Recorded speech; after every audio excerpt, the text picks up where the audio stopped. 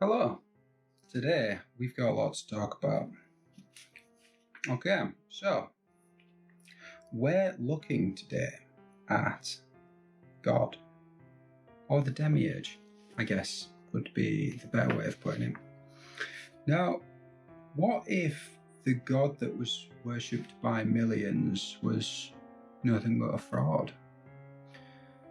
Not a cosmic architect, not a divine father, but a jailer, a keeper of souls trapped in this world of illusion.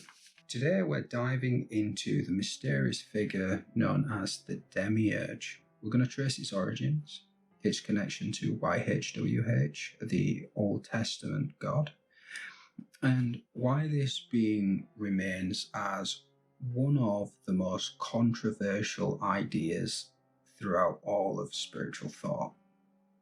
But first, what does this word mean? The word demiurge comes from the Greek demiurgos, meaning a public craftsman or an artisan. Originally, it wasn't negative at all.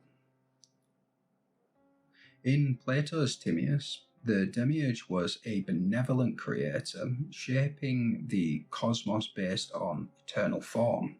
But the Gnostics, this figure was not malevolent, not divine, but flawed, ignorant, and possibly evil. Here's some scholarly insight. From the pages of the Gnostic Gospel by Elaine Pagels, for Gnostics, the Creator is not the ultimate deity, but a lower cosmic power, one who traps spiritual beings in the prison of flesh.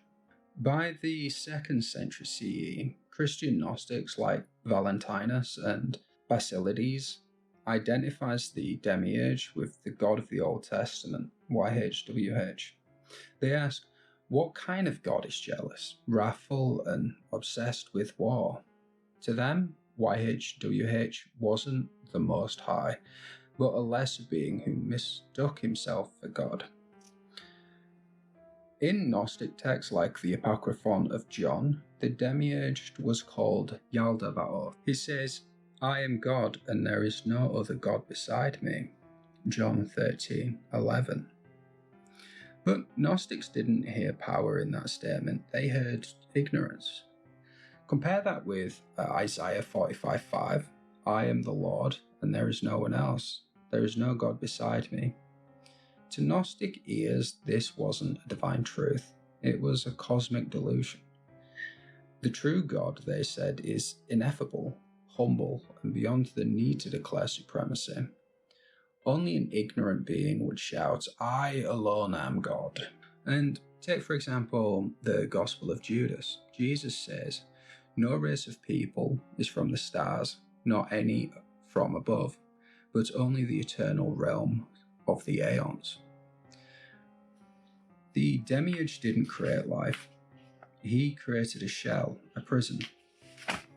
1 Corinthians 2:6-8, Paul writes, we speak wisdom not of this age, nor of the rulers of this age.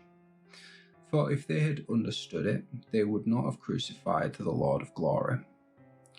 To the Gnostic reader, these rulers were the archons, agents of the Demiurge.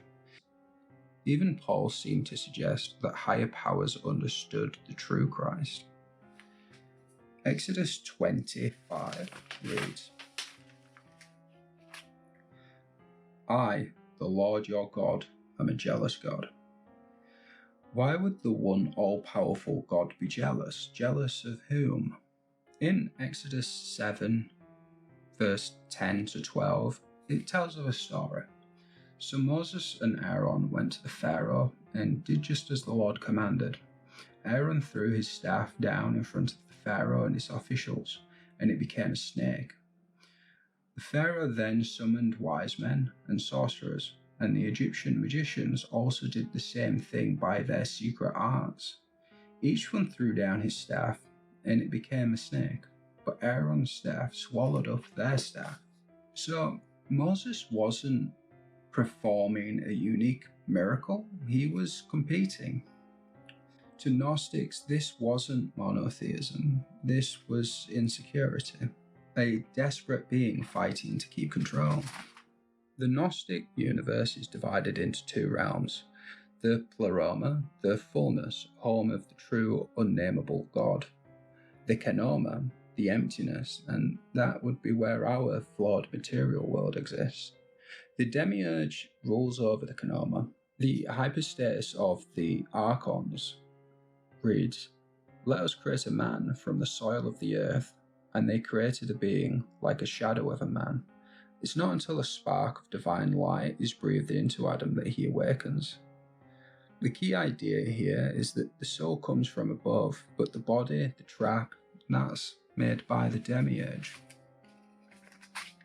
In Romans 8:22-23, it reads, "All creation has been groaning, awaiting redemption."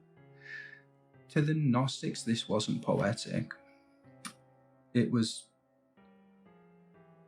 literal. Creation was crying to escape matter. And that's why Jesus came, to awaken souls, not to die for sins, but to reveal truth. If God is good, why is the world full of suffering? The Gnostics' answer would be because this world was created by an imposter. The Demiurge was weak and ignorant, thinking he alone existed. Jesus wasn't sent to appease a wrathful God. He was sent to rescue us from one. In the apocryphal book, the Gospel of Thomas, in saying 70, it reads, "If you bring what is forth within you, what you bring forth will save you." Salvation didn't come from blood. It came from gnosis, inner knowledge. Hans Jonas writes, "The Gnostic attitude is a metaphysical protest, a refusal to worship a creator who made a world of decay."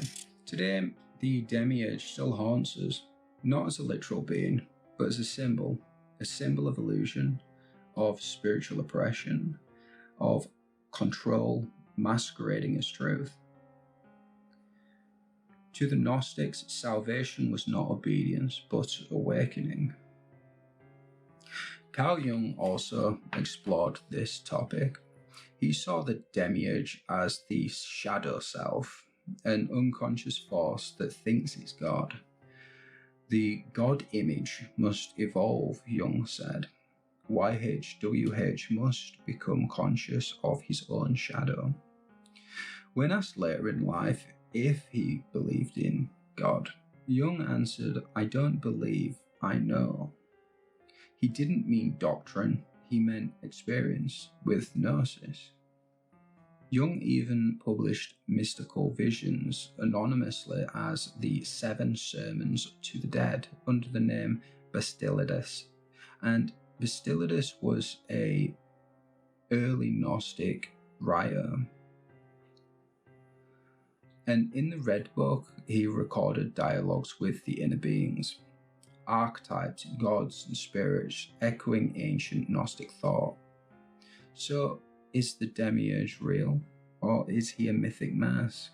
So, what if God isn't who we think he is? What if salvation isn't about faith? It's about an internal waking up of obtaining a level of consciousness. Let me know what your thoughts are in the comments below. I'm going to respond to every single one of them. If this episode has challenged your beliefs, good. That's the beginning of Gnosis. Like, comment and subscribe for more forbidden theology, ancient texts and hidden truths. See you in the next episode.